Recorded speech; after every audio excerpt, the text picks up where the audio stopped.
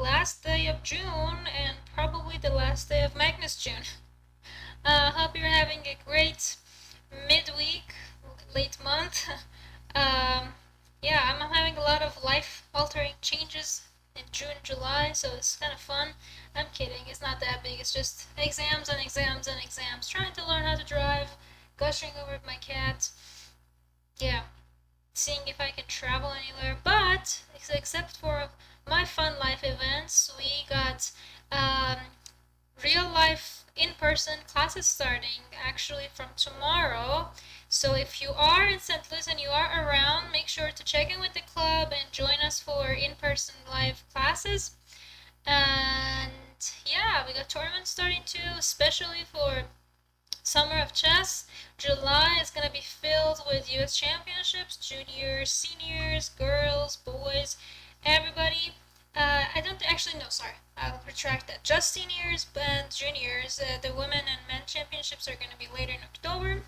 And then after that, in August, starting pretty early on, we are gonna have the St. Louis Rapid and Blitz, followed by Sinkfield Cup. So we got a lot of tournaments coming up. So if you are a chess lover, St. Louis is where you gotta be this summer. Book your ticket. Yeah. All right. So I am hoping that I was also thinking, since I'm going like by months, I'm not sure who I want to focus on July, but I think for August I might be focusing on Aronian. We can have an Aronian August out of it. And yeah, especially since I believe he's actually permanently moving to St. Louis in August, early August, late June, July. I'll have to double check that, but I'm sure he'll be moving here August. So that'll be kind of fun, like a welcome Aronian. So that's also, I was looking into some of Magnus's games and I was like, man, he keeps winning games. And my initial thought was to show you the cool game that Duda beat Magnus, and he broke his streak of what, like 125 game plus. And I was looking to in our channel to see if anybody has done it, and I saw that Pepe did it. And I'm a big fan of Pepe. I didn't want to do that. Like we already had that commentary out there and the video of it, so I didn't really want to repeat it. But from what I gathered, nobody has done the game on this. Has like a video on this one from our channel, so that should be fun. Let's go ahead and get started. If you have any questions, feel free to pop it in the chat. I'm looking at the chat constantly, so this should be fun.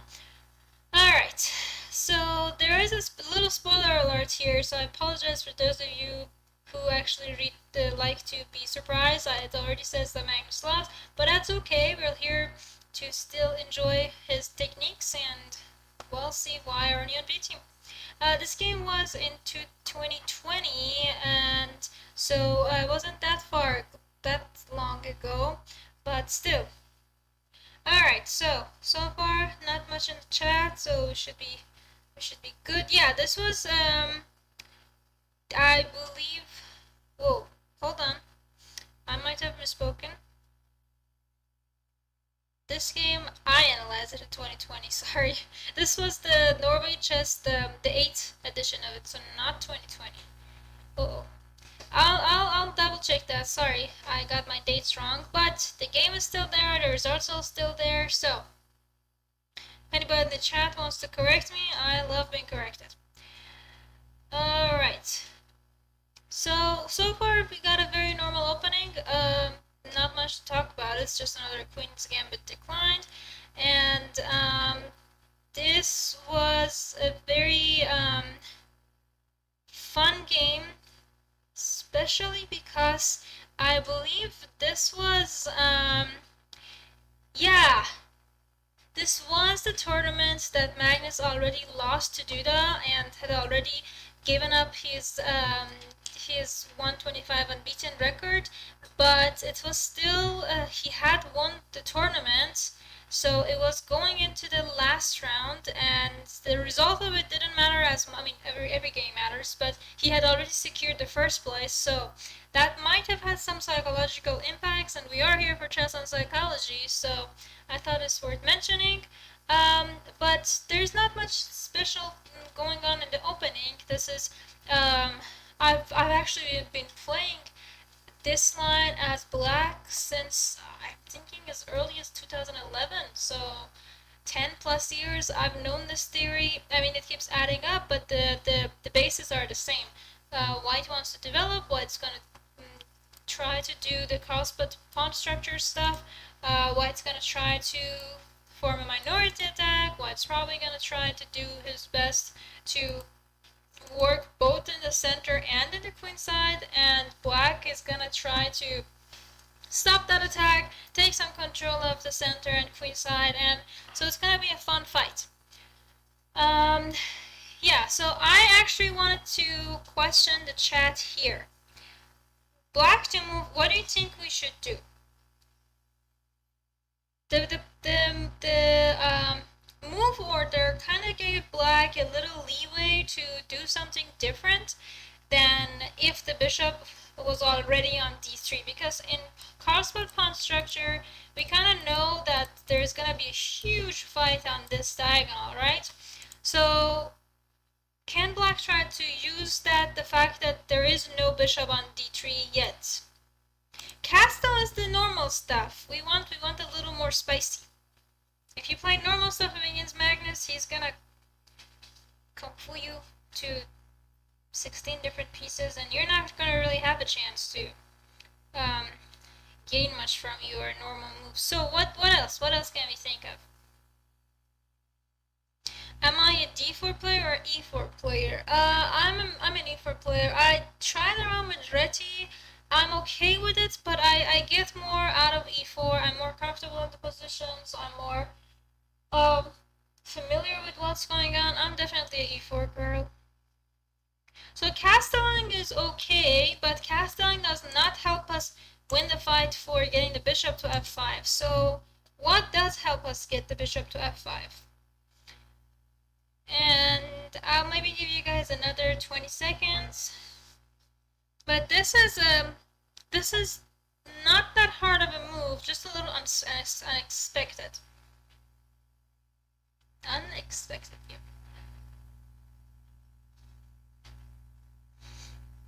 Alright, yeah, g6. Kinda looks weird, right? Because you don't, I mean, your bishop is over here, you haven't castled, kinda feels like you're making your king a little naked. Naked is the term we came up with a few weeks ago, naked plus lonely, so we don't want that type of kings, right?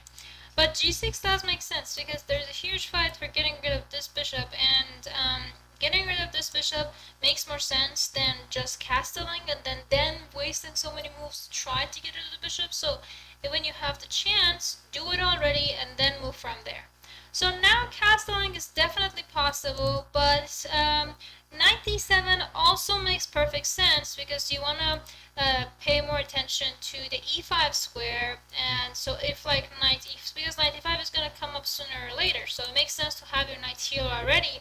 And there are some maneuvers like this, and I think they're cool, but at the same time, if you really want to get your knight to e6, you could just go the other way as well. So it's not, I don't feel that much of a difference with knight a6. So knight d7 makes perfect sense. Get the knight out, you know where your knight wants to go. So in this game, Magnus played h4. So how do we feel about that? If I was playing Magnus and he played h4, I would probably need to talk to myself for about a minute to just tell myself it's just a move, it's just another player, it's not as crazy, you're not getting smashed yet. So yeah, we don't. h4 looks scary, especially when the Super Grandmaster, the world champion, does it. But what do you think your position needs? And it's kind of funny because I remember I actually have been meaning to show that game. I might show that game in July. Yeah, the first time I played a tournament that Magnus was playing the same tournament, it was in Qatar Masters back in 2015, and the first round he was playing this Georgian, well, is she Grandmaster now? I think she was an international master back then. She got her GM title after. They were playing, and they game it in a draw, which was so fascinating for me because like there was such a huge rating gap, and the fact that, well, it was a girl very strong girl, but still, the rating gap was there, and the fact that I really enjoyed that game. So if you haven't checked that game, do that. And if you don't, if you want to stay patient, then I'll show that game in the coming lessons. But yeah, saw that we are on it. Thank you. Yeah, so what do you think? What do you think should happen now after this h4? I feel like I'm looking a little spooky with the iPad lights. Alright, yeah, so this like h3s are more popular, and like normal stuff, castle, and like there's going to be a fight on whether or not white will manage to do this. There's going to be subscribers, thank you. There's going to be a fight on where to place this knight, and there's going to be a lot of these interesting little tricks, but it's too bland. Yeah, I think that's the right use of the word. And so even if white does castles first, it's the same things. You're eventually gonna do this h3, and because your bishop needs a little bit more room to breathe, and that's gonna still be the same stuff.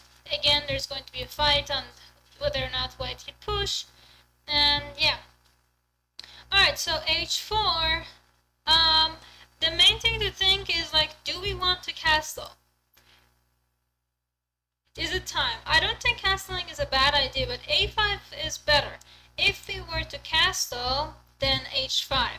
Then you have to kind of deal with these kind of threats. So I'm just going to ask you, how do you feel about this?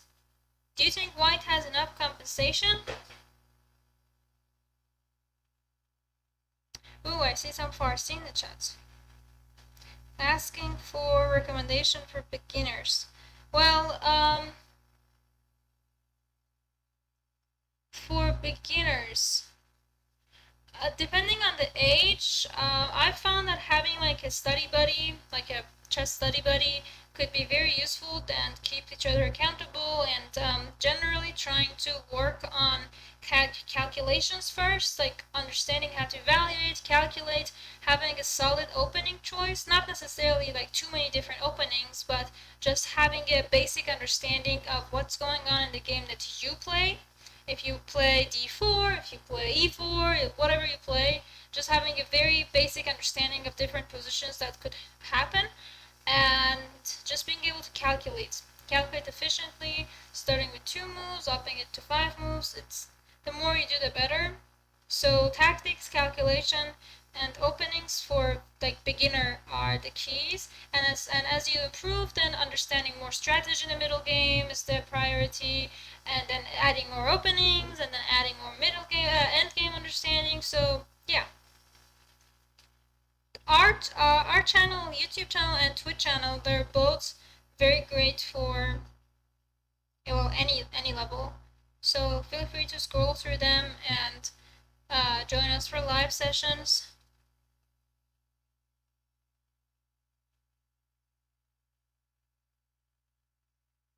Alright, so yeah, I feel like black is fine, but you don't want to exactly get such an ugly position. Like, you're not losing, white doesn't have advantage, but white does have clear compensation. So we don't want to be dealing with this much pressure. It's too much pressure to just for one exchange. It's not worth it. Even if you try to run away and make your position a little bit more pleasing, it's still, black is doing okay, but it's very frustrating. Yeah, your king is naked. So yeah, we don't want to get into that too fast. Bobby, that is a very fun thing to do. The good news is that we are going back live, going back to stream from the club and do the classes from club, so I don't think I'll need that, but thank you for the thought.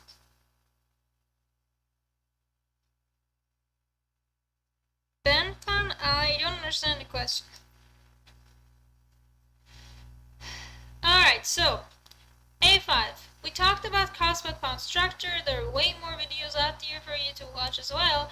But the main thing about the a5, the crossbow pawn structure, is that white wants to fight to win the advantage in the queen side, get space, get some initiative. White wants to do stuff, nasty stuff in the queen side, and we want to stop it. So in order to stop it, a5 makes perfect sense, and I really like what Levon did here. Castling would be way too premature. So now castle length is not as pretty as it would be if we just played h3, right? So castling alongside is also has its, yeah, exactly, minority attack. And castling alongside also stops all minority attacks here, and this king also feels quite exposed because I'm already going at it with my pawns. So this king is having some issues. What do you guys think, or girls think, what that this king should do?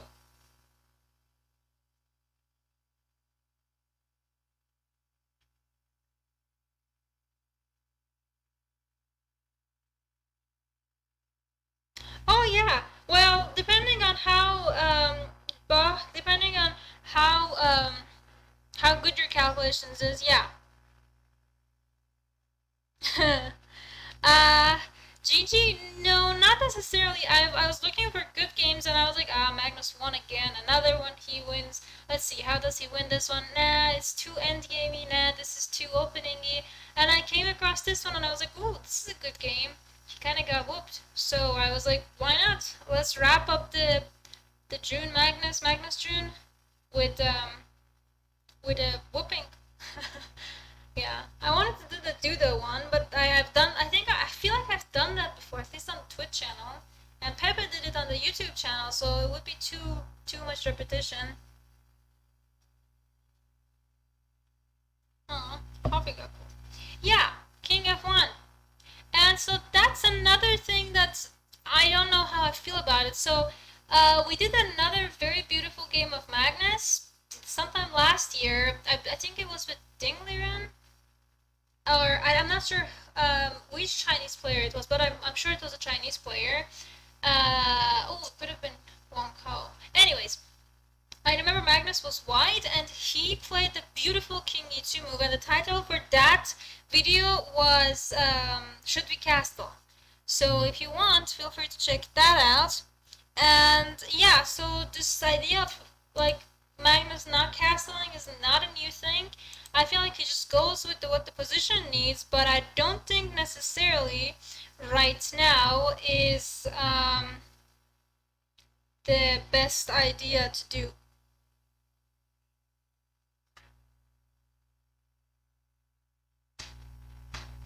Alright, so, oh, I see a lot of chat coming up. Where am I from? Oh, that's fun. That's a fun game to play. You want to play that? Where is she from game? You have 3 guesses.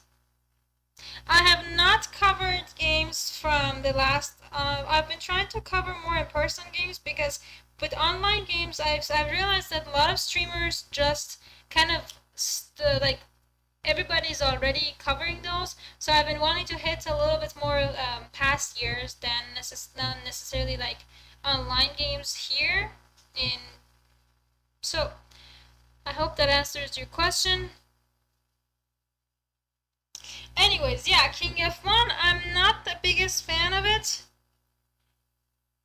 He really refuses to castle, and the king is, well, safe, and rook e1 will come up, and then e4 can be played. So it's not something to be worried about, but it feels a little out of harmony. Alright, anyways, let's push this pawn.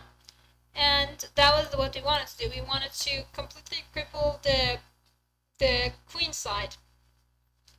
Alright, it is for sure we are not gonna do long castle. We at some point are gonna do short castle. So is it the time to do short castle, or do you think we can make more out of our queen? Because those are kind of your 2 choices. Your bishop can't do much, your knights are fine where they are at the moment, so can you develop your queen, or is it time to castle? I am not from Pakistan. I've actually never been to Pakistan. So weird because Iran has borders with them, but Hold on. Do we have borders with them? I know it's in the same region. Oh boy. My geography.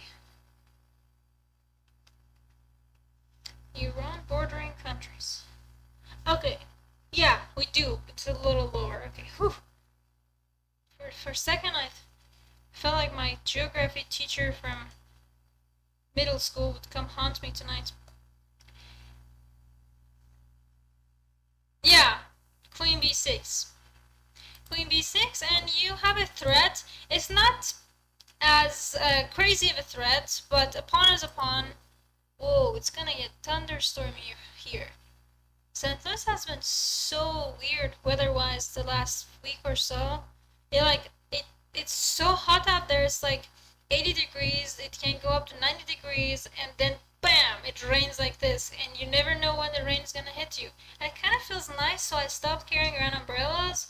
But then I'll be like, "Musho keshide," which is the translation would be in English, wet mouse. The Farsi translation is much better. But anyways, yeah. Yep, it's raining now. And my cat gets scared of the rain, so he always comes cuddles with me, which is a bonus. So I guess I actually enjoy the rain, because my cat gets scared and he gives me cuddles, so. Yeah. Back to chess of it. B2 is an important pawn. You don't necessarily want to just, give it up. And another idea with queen b6 is this potential for queen exchange. So Magnus just played queen c2, defending this and avoiding any type of queen pinning. And I like that. I agree with that. Now, okay, we are again at that point. Can I castle? Is it safe to castle, or should we try to blockade this h5 first before we castle? That's another. We have these another two ideas. Should we blockade before we castle?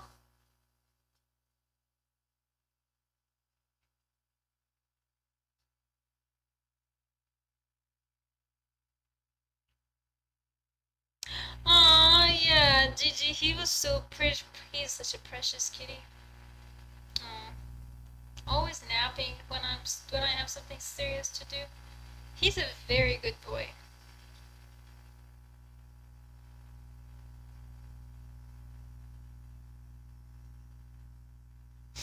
Alright, so it's not safe to castle. So let's say not castling it. So what is my best choice of blocking this? I can push pawn, I can put knight there. Which one do you think is better? And oh boy, why is my laptop overheating? I feel like my laptop is about to go boom.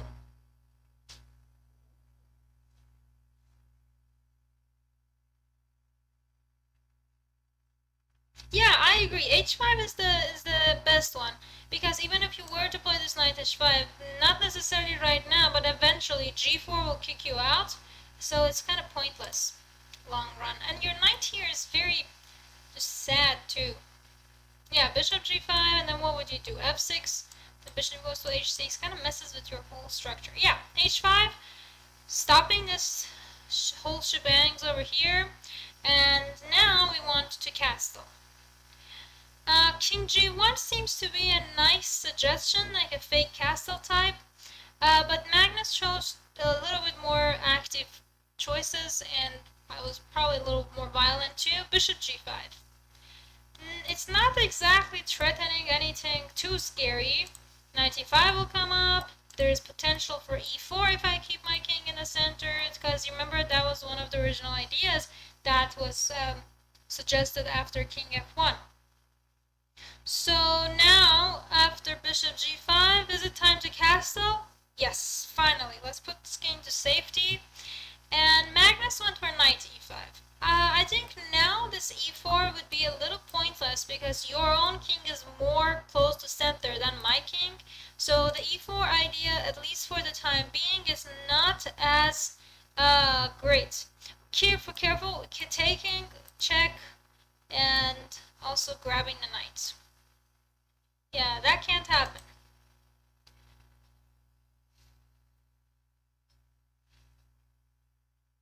Alright, so we got the king into safety, and now knight e5. How do we feel about that?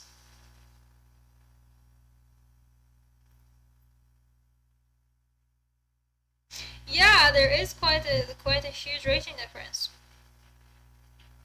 GG, actually tomorrow we are going to be streaming, but it's not gonna be from the well, actually it's a part of it is gonna be from the studio, but we're also gonna be doing live lessons. So if any of you people are in St. Louis, feel free to pop up tomorrow at the club. We're gonna have live lessons again for your double check the time, double check the space, make sure everything is set. But yeah, call the club and join our live class in person.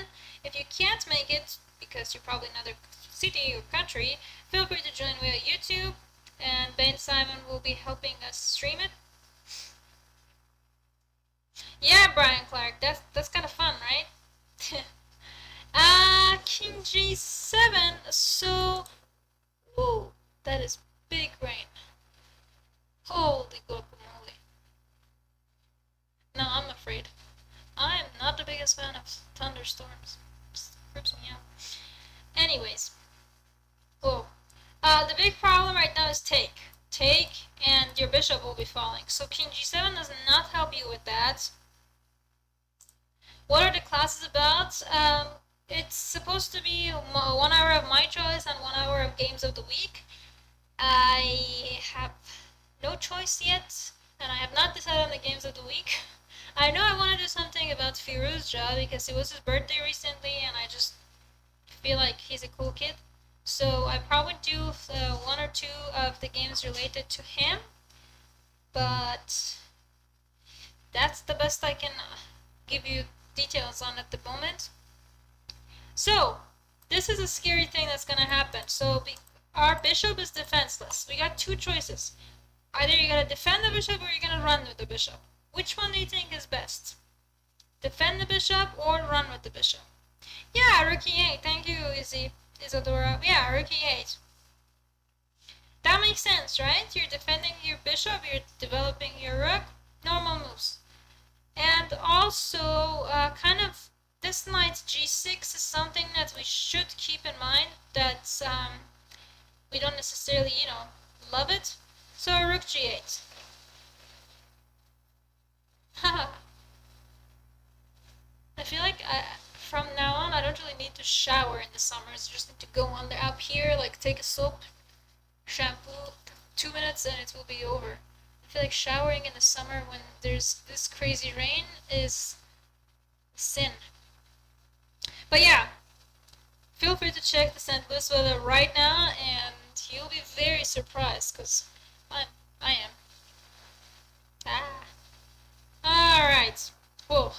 Oh, why should we defend the bishop? That is a good question.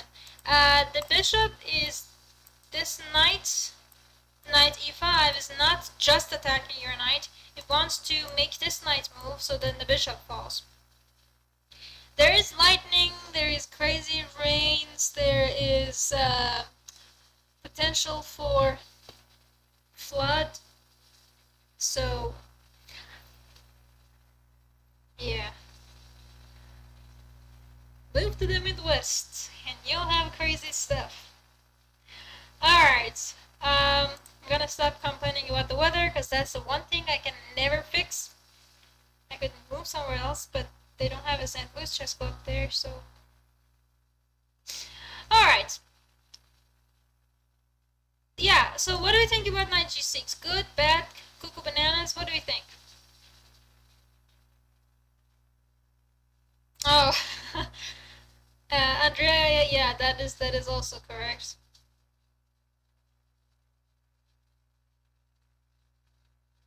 I have some furniture in the patio, and the rain is already kind of coming up, so they're about to float around. This is so much fun. No, Peachy is not hiding under the bed. His Majesty is sitting on the rug and just watching the crazy rain. If he gets scared enough, he'll join me and give me cuddles. Why isn't he scared enough? This is pretty scary rain. Alright. Yeah, knight g6 is not really working right now because white could try for advantage, but it's not really easy and it's not really clear, and like this could be a plan, but the pieces are not as ready as we want it to be. Yeah, this queen side, like, you can drop the pawn and then your pieces are not exactly ready for this attack either. So I think it's worth it, but not in such a high level. He's scared. He's joining. Yeah, I feel like this would work if like Magnus would play like a 2200, but because Aronian is such a master himself, this might have not been the wisest choice for Magnus.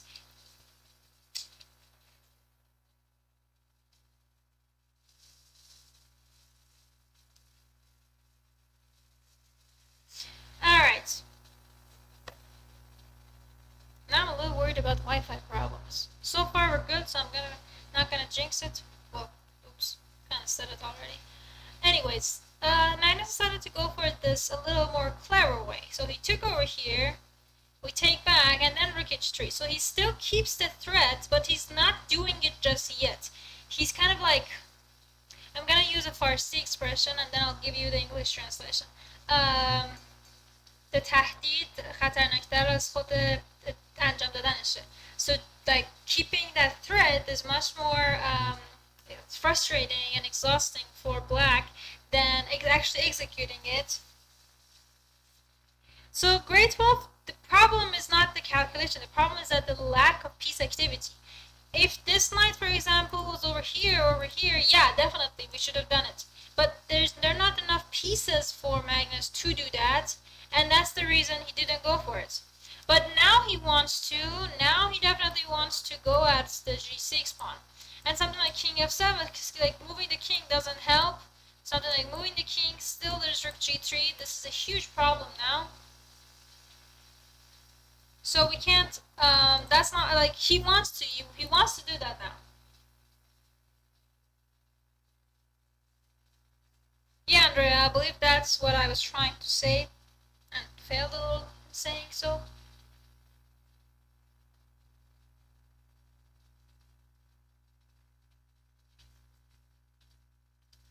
Alright, so what do you think should happen now?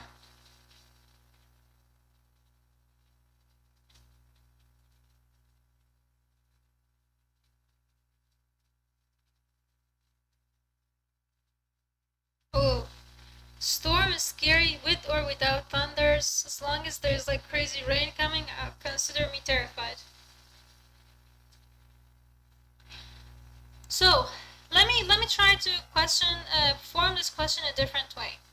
So we know what Magnus wants. Now, should we try to exchange queens? Do you think that's a good idea?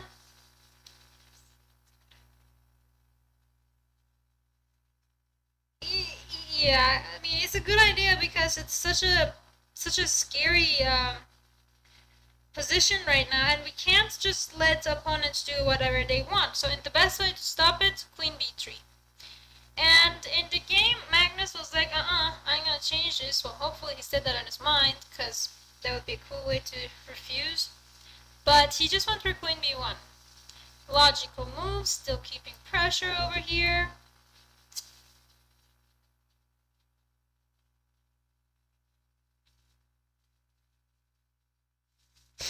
Alright, so we got this cool pressure. He refused queen exchange. Now what should we do?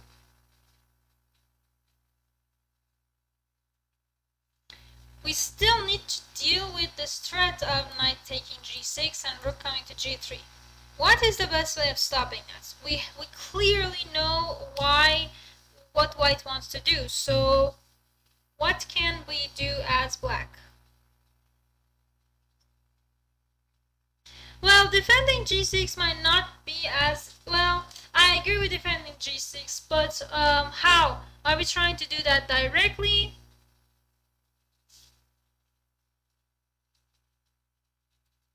Because with the king, it's not going to be enough. The rook g3 will still come up. Bishop d6. Interesting, but still taking is a problem. We can't exactly take because now after queen takes, the rook jumps, this is falling. We could do like a knight e4, knight g4 here, but I don't think bishop d6 is the strongest one. This diagonal is a problem, so can we block it? Yeah, I like that. I think knight e4 or knight g4, I think those two moves are the best ones. And also, I just wanted to mention, if take, this is also a possibility. And psychological wise, most likely if Magnus definitely like needed the point, he would have gone for this. Because as I said earlier, this was the last round of the tournament and Magnus had already won the tournament, so maybe he didn't feel the need he just wanted to like make the game beautiful rather than fighting in a endgame that's a little boring, that's not as clear as his chances. So yeah, that's like a suggestion that actually my brother gave when we were talking about it, because this is one of the games that we actually included in our upcoming book. I wrote a book with my brother, and so it was kind of fun to talk about different positions and, you know, gently scream at each other about, I think this is right, no, I think this is right, no, say that, no, say this. It was very fun. It was a very good team bonding experience. So if you want to write a book with someone, make sure to have a good voice box. I'm kidding, there was no screaming. From his side, at least. Yeah. Queen b3 is a good idea. Queen b1, I think that's something I would have done, but my situation is different. I'm generally more comfortable with in the middle game position unless my position needs it to go into the end game. So if my position doesn't absolutely need me to exchange stuff to go to the end game, I'm not going to be doing that. Anywho, yeah, knight e4 is a good idea. Knight g4 is also possible because it stops that side of it, but knight g6 is still a little problematic, and even if you go for bishop d6, you kind of just gave up the pawn. I don't see why we need to do that. Knight e4, simple. And now this is a little different. We gave up the pawn, but we get to activate our pieces. And if any of my camp kids or virtual class kids are here, you all know what a big sucker I am for piece activity. I'd sacrifice anything for piece activity. Reasonable. Yeah. So it's got preventing all these cuckoo banana knight ideas, it's preventing all these take, now you actually have suggestions, it's preventing all these rook moves. Not preventing, but dimming it down, yeah. So, Santi, the moving the knight to go to f8 might have been interesting, but knight e4 keeps your position much more active, and we like piece activity. Chess players like piece activity. Now let me ask you a question. Why not eat the pawn? Isadora, I thought about that while I was saying it, so I was like, let's add the reasonable in there.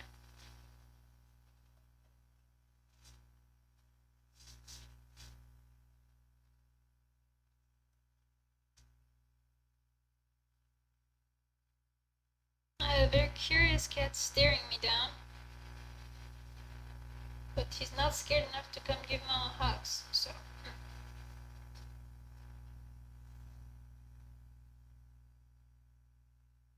So yeah, the problem is just simply rook b1. If you are cuckoo enough to eat this, now you're gonna have to deal with actually a full-blown attack, and this is not gonna be enough because now g6 pawn was falling. And this is lost. You could try to save the game with queen a2 and defending your f7 pawn, but why would you give your opponent this much activity and this much potential for just why would you do that? I don't support this idea. I don't support giving this much up for just maybe a perpetual if opponent goes for it. No, white would have the upper hand here. So this pawn is poisoned fruit at the moment. Bishop d6. Keep your piece activity next. You can eat that if you want. But now, well, we can't really take that just yet. So let's get rid of this knight first. This is another problem. So yeah, the problem with taking is that now, oops, sorry. The problem with taking now, yeah, is that now white gets the chance to do perpetual, and if you're happy with the draw, you can do it, but this position now, black has the upper hand. And there are different reasons for that, because, well, first of all, the pawn structure is too floppy, and I can definitely try to eat some of it. The rooks are misplaced, they're not really in harmony with each other. White kind of doesn't really have any other ideas. White's kind of running out of ideas. So that's another aspect to keep in mind. Now, queen b5 check was played, and now, what should we eat this with? Do you want to eat that with the rook or with the queen? Which one do you think maximizes black's chances for fighting for a win?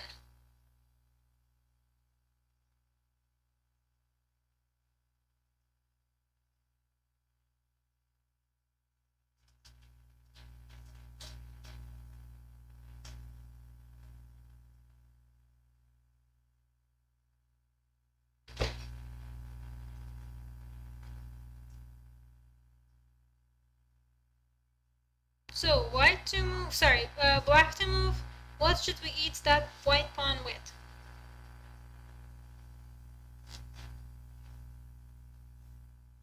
Queen or rook? Either ways, we have to just keep this into consideration. Take this into consideration. I think queen takes is good, but it's not really that strong. The problem is that, first of all, even if take, and activating this rook, we do have pawn majority on the queen side, but we don't. When we have pawn majority, the d file is very important, and white kind of gets that already. But we still do have a chance to continue the fighting for a win. But we would have a better chance if we take that with the rook. Taking it also does not guarantee queen exchange. You can just go queen b4 and ignore the queen exchange, and your position is, again, black is fine, there's nothing wrong with it, but you kind of like an inaccuracy. Taking with the rook is just a little bit more in favor for black. Now, would this rook g6 work? Let me question this first. Because if this works, then this doesn't make any sense. If white can still make a draw, then we kind of spend this time talking about taking with the rook for nothing. So can black escape the potential draw here?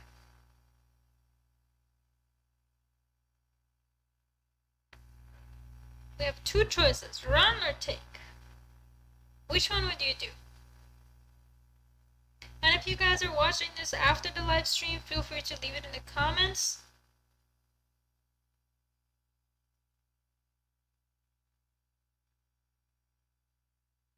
Take or not?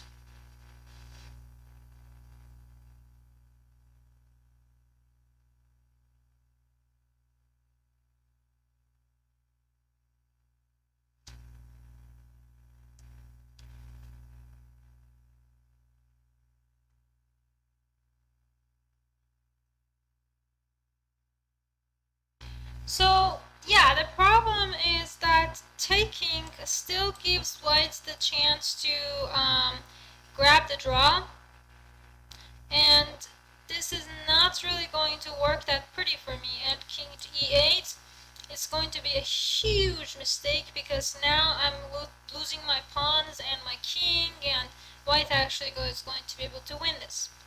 So fg6, not a good idea. However, we can run. We are keeping this threat, we are attacking this queen, and white is completely busted. You're kind of forcing the rook to drop.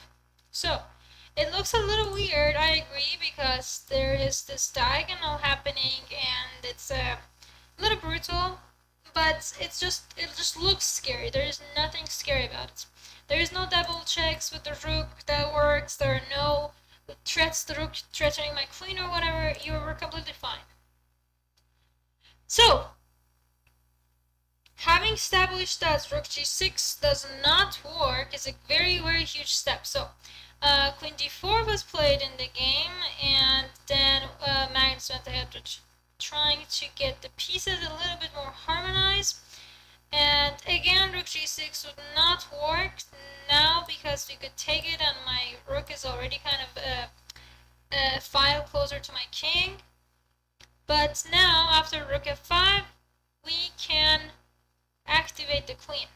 So eventually we want to be able to activate this rook too, but right now this rook I can't really get it to where I want. So let's go for a more clear attack.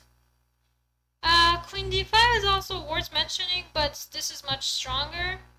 And now,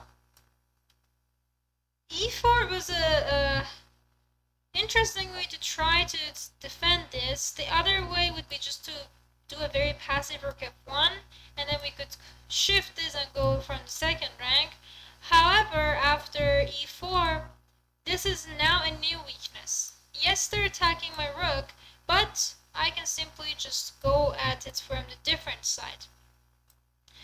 Rook f4 again worth mentioning, and then white could do like f3, and my rook is a little misplaced here. I could take it, but the rook is not as active as we want it to be. So that's another thing to keep in mind. So rook b5, keep your pieces active, guys. Piece activity is very crucial. Trying to defend, boom, going after here. Now, it's kind of funny, well, not funny, maybe just painful actually for Magnus, because Aronian is kind of questioning this rook. If you move it, I'll eat this. If you don't move it, then you gotta exchange queens, and your rooks are more passive than mine. So what do you want? Do you want to lose this pawn, or do you want to go to an endgame where I'll have a better shot at winning? And Magnus chose queen d3 logically, because this pawn would be falling if he didn't.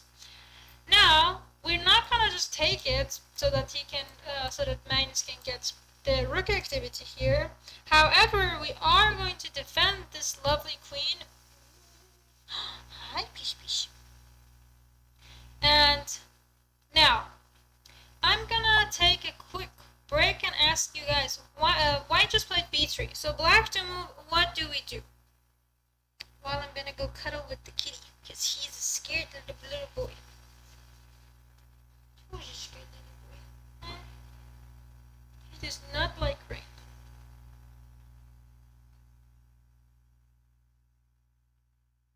It's a he, and I call him Cat, literally. Whoa, whoa, whoa, fine, fine. You're a he. I made sure to mention that. I'm sorry you came for cuddles and I...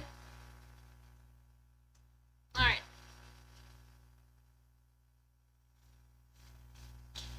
Well, you guys got your weekly dose of Pishi. Ha! He's a cutie boy. So what do we want to do?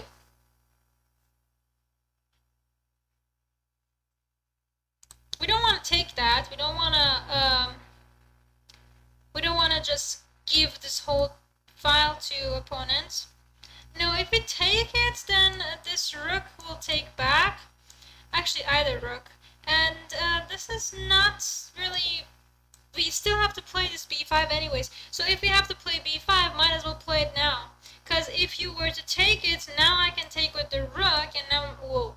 I can take it with the rook, and now my rook is becoming more active. See, it's all about piece activity. He is a big boy, yeah. Yeah, we gotta activate. So b5, Magnus onto rook d3, trying to gain some control over this file. Now we can take it, because you kind of wasted a move. And now you take back, boom, I bring up my rook.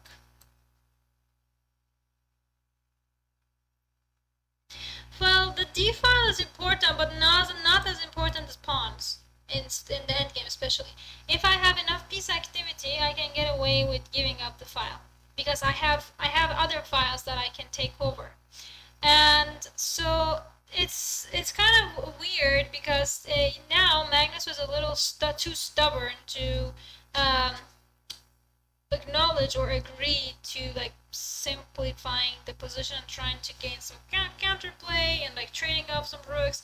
These are some stuff that's not the best way to do.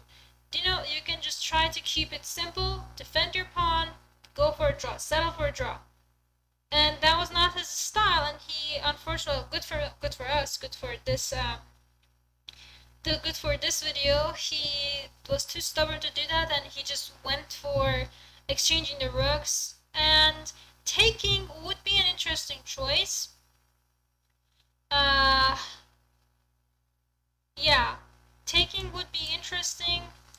And then you take over here, but this could also make it too simple, and we don't necessarily want to make it too easy for opponent. You know, this is not exactly winnable.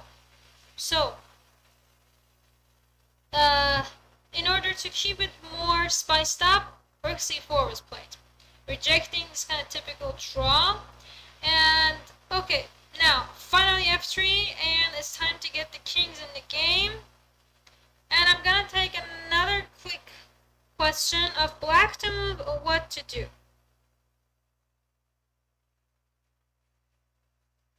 So what do you think black should do now?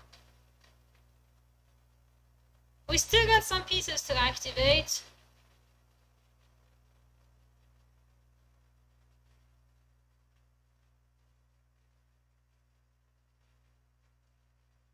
This could be better. Anas, that is not Arabic, that is Farsi, and it's June, not John. June in Farsi means dear, ergo the title Dear Magnus. I kind of did a word pun with June, the month June, and the word June in Farsi. Yeah, King e5 would actually be the best, but Aronian did not do that. Then later on f5 would make it more interesting, and if like you do some cool stuff at rook d7, I can simply go after your pawns there, and I'll have two connected pass pawns. This is going to be easy win. However, king e5 was not played, and Aronian simply went for rook c4. I can only imagine that Aronian was under a lot of pressure, that he didn't necessarily want to give up the 7 track that easily, but that would have been the best move of the position, king e5. Now, trying to get a little bit more spice in the game, finally king e5 came along, and now rook c3. So remember, the rook was already here, so we didn't necessarily like, if you wanted to play king e5, it would have made sense to do it last move, but I can also imagine that the players were in time trouble at this point. So things aren't really going that easy for either one. Alright, so yeah, rook c3, and trying to attack here, defending my pawns, bringing the king closer, going after this. So this is interesting, but instead of king d6, rook b3 would have been the better, or even b4, or even king d4. These are some of the ideas that would have been better instead of bringing the king all the way to just go attack the rook. Yeah, those would be slightly more accurate, but this is not a bad idea. It's just a little less accurate than the other ones. And anywho, we managed to get this king in a very awkward position on the queen side, and we're leaving all of our pawns kind of lonely on the king side. But we're going to be able to create these connected pass pawns, so it's kind of to give something up to get these, but is it going to be enough? Well, the result tells us yes, but the game could also be a little more uncomfortable. Fun thing, if rook a5, this rook is kind of trapped here, because now you can simply just start pushing this pawn. This rook is trapped. Can't go anywhere, can't do anything. A lot of fun, right? Alright, so Magnus clearly did not go for that, and take, and let's push pawn. So now, here is actually where Magnus kind of messed up. Before that, Aronian had better chance. He never had a winning position up until here. Now, I'm gonna ask you, should white push or should white take? Which one do you think is better?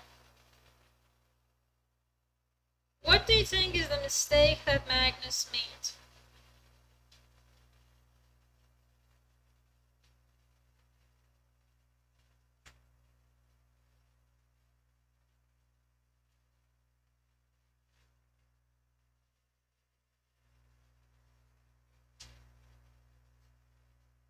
So, what do you guys think? Take, not take?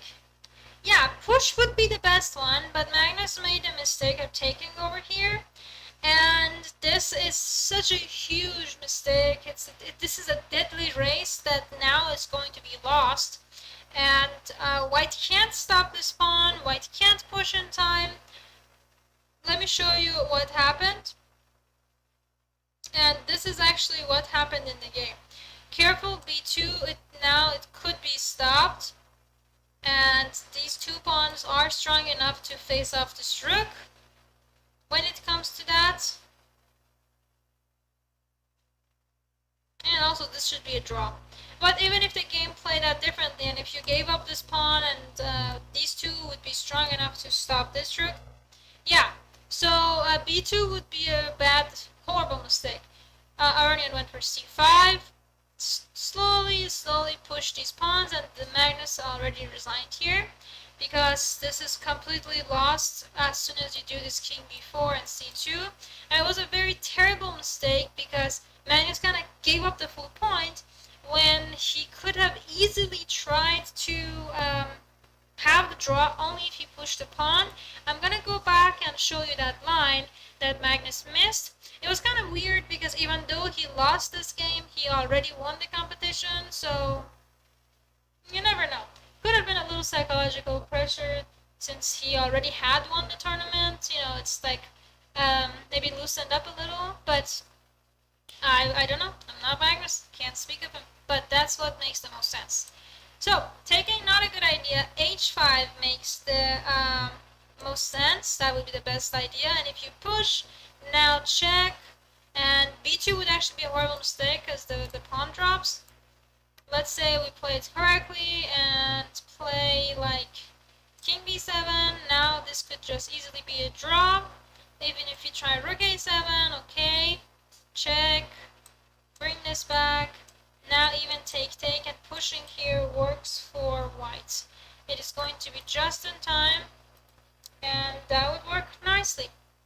So yeah, that is a very sad ending for Magnus June month, but very happy start for Aronian. So we're gonna see more of these super chess players play cool moves, cool games, and yeah. So yes, we are going to have a switch to Twitch segment. We do that every Wednesday. We're gonna analyze our games. So if you have a game handy, and if we are gonna be doing that for the next 2 hours. So we're gonna take a short recess, about maybe 10 minutes, and join us on our Twitch channel. Have a game ready. We're gonna be working on Licha, so please send us a Licha's link. And yeah,